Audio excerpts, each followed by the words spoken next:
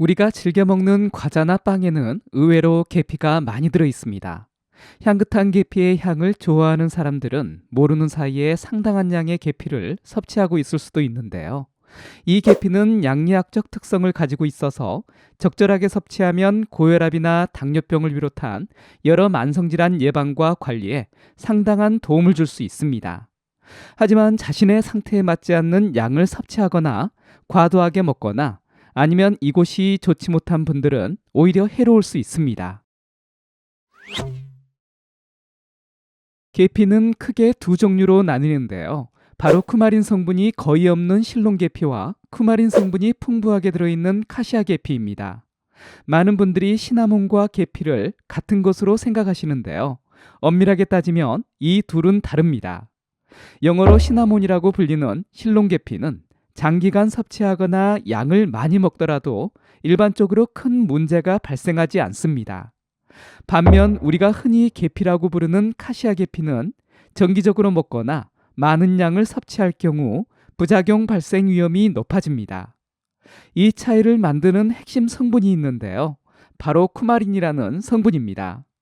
실론 계피에는 거의 없지만 카시아 계피에는 다량 함유되어 있습니다.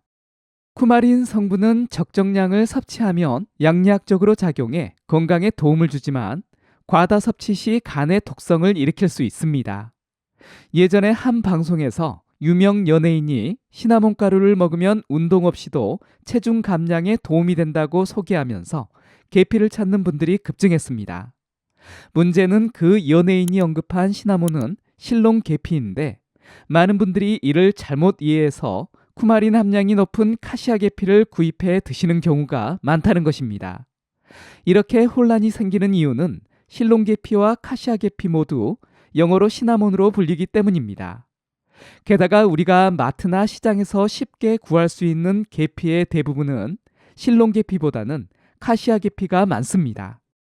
국내 연구에서도 계피의 쿠마린 성분이 간과 신장에 독성을 일으킬 수 있다는 점을 지적하면서 기준 규격 제정을 위한 연구를 진행한 바 있었습니다. 독일에서도 평가를 내놓고 있는데요. 독일 연방 위험평가 기구에 따르면 카시아 계피가루 1g에는 약 2.1mg에서 4.4mg의 쿠마린이 함유되어 있습니다. 그래서 유럽에서는 쿠마린의 일일 안전 섭취량을 체중 1kg당 0.1mg으로 제한하고 있는데요. 이 기준으로 계산하면 체중이 60kg인 사람의 경우 하루에 카시아 계피를 1g에서 2g 정도만 섭취해야 안전합니다. 특히 우리가 먹는 빵이나 과자, 음료에 들어가는 계피는 대부분 카시아 계피이기 때문에 알게 모르게 섭취하는 양까지 합치면 하루 권장량을 쉽게 초과할 수 있어 각별한 주의가 필요합니다. 그렇다면 어떤 사람들이 계피 섭취를 특히 조심해야 할까요? 첫째, 간 건강에 문제가 있는 분들입니다. 미국 국립의학도서관의 자료를 비롯한 여러 연구에서 계피의 쿠마린 성분이 간 기능에 손상을 줄 수 있다고 보고하고 있습니다. 실론 계피는 쿠마린이 거의 들어있지 않아 상대적으로 안전하지만 카시아 계피는 쿠마린 함량이 높기 때문에 섭취량을 엄격하게 관리해야 합니다. 여러 식품을 통해 무심코 섭취하는 양까지 더하면 하루 안전 기준을 넘어설 가능성이 충분합니다.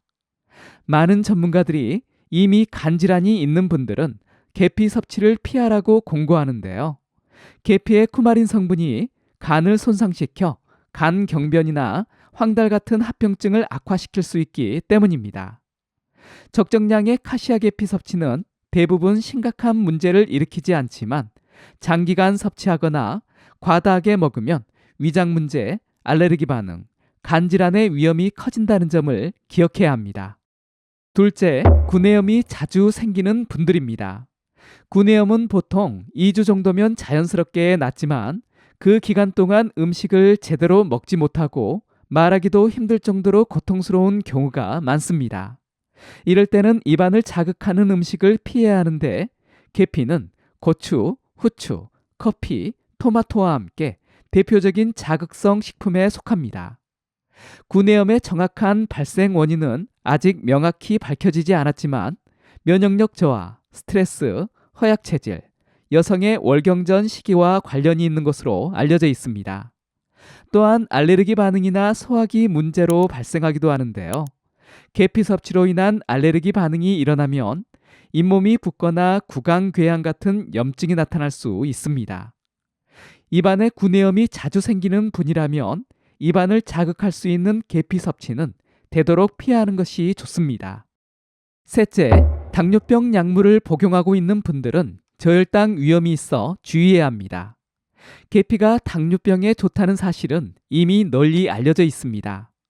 실제로 미국 저술린 당뇨병 센터 연구팀이 진행한 연구에서는 하루 3번 500mg의 계피를 섭취한 당뇨병 환자들이 식후혈당 수치가 낮아지고 탄수화물 대사 작용이 개선되는 효과를 보였습니다. 연구팀은 계피에 들어있는 폴리페놀 성분이 인슐린과 유사한 기능을 한다고 설명했습니다. 당뇨병 환자에게 계피가 도움이 되는 것은 사실이지만 카시아 계피보다는 실론 계피를 선택하는 것이 더 안전합니다. 그런데 바로 이런 혈당 강화 효과 때문에 이미 당뇨병 약물을 복용하고 있는 분들은 오히려 계피든 시나몬이든 섭취에 조심해야 합니다. 계피의 화합물이 당뇨병 치료제와 상호작용을 일으켜 혈당을 지나치게 떨어뜨릴 수 있기 때문입니다. 당뇨 약물을 사용 중인 분이 계피를 식단에 포함시키고 싶다면 반드시 담당 의사와 상담 후 결정하는 것이 안전합니다. 넷째, 혈액석제를 복용하고 있는 분들입니다. 카시아 계피의 쿠마린 성분은 강력한 혈액희석 작용이 있기 때문에 약물과 상호작용이 발생할 수 있습니다. 널리 사용되는 혈액희석제인 와파린도 쿠마린에서 유래한 약물인데요. 그렇기 때문에 혈액희석제를 복용하고 있다면 계피 섭취를 피하는 것이 안전합니다. 약물 간 상호작용으로 인해 출혈 위험이 증가할 수 있기 때문입니다. 다섯째, 임산부와 수유부입니다. 임산부는 섭취하는 모든 음식이 태아에게 영향을 줄 수 있어 식단 관리에 특별히 신경 써야 하는데요. 계피는 자궁 수축을 유발해 유산 위험을 높이거나 조기 진통을 일으킬 수 있어 섭취하지 않는 것이 좋습니다. 또한 모유 수유 중인 여성도 계피를 피하는 것이 권장됩니다. 임산부와 수유부에게 계피가 어떤 영향을 미치는지에 대한 명확한 연구 결과가 아직 충분하지 않기 때문에 안정성이 확실히 입증되기 전까지는 섭취를 자제하는 것이 현명합니다. 계피는 후추, 정향과 함께 세계 3대 향신료로 꼽히며 건강에 많은 도움을 주는 식품이지만 동시에 부작용도 무시할 수 없는 식품입니다.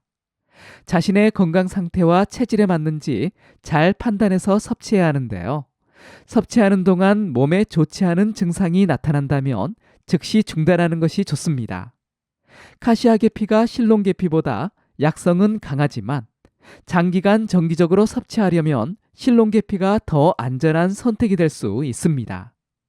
그리고 두 종류의 계피 모두 개인의 체질에 따라 맞지 않아 부작용이 나타날 수 있다는 점을 명심하고 섭취할 때는 항상 주의를 기울여야 합니다. 이번 영상이 도움이 되셨다면 다른 분들에게도 공유해 주시고요. 구독하기, 좋아요 눌러주세요. 감사합니다.